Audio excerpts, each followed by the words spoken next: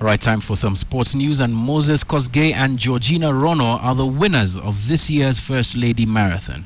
Kosgey emerged the winner in a time of 1 hour, 1 minute and 28 seconds, while Georgina crossed the finishing line in 1 hour, 45 minutes and 5 seconds.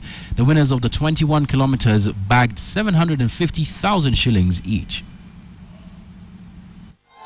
As the sun cut across the clear Nairobi skyline in the morning, over 20,000 participants, including Deputy President William Ruto, lined up alongside First Lady Margaret Kenyatta for the second edition of the First Lady Marathon.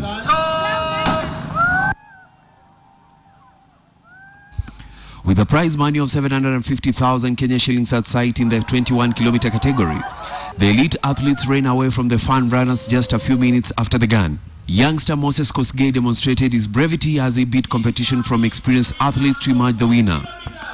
Kosgey cut the tape in 1 hour, 1 minute and 28 seconds ahead of Andrew Kimutai and Matthew Kisorio. Kimutai clocked 1 hour, 1 minute and 35 seconds. Kisorio alikuwa na yeye ndio the world champion, hata ameshinda mbio mingi.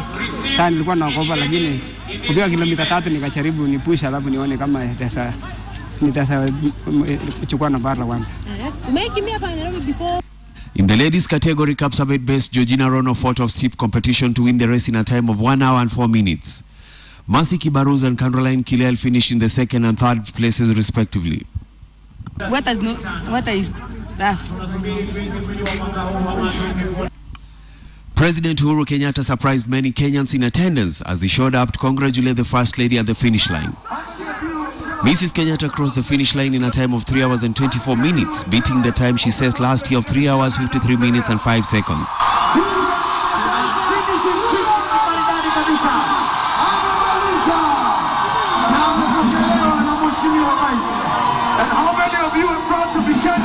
We celebrate this special day by running and raising money to secure the future of our mothers and children.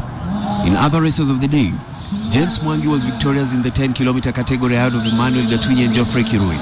Sylvester Baraza and Jane Kerubo won the tricycle category, while Samuel Kuri and Rachel Akoth won the wheelchair category. Despite all participants not crossing the line in the winning time, today everybody lives here as a champion for the Beyond Zero campaign. Robinson Okenye, KTN Sports.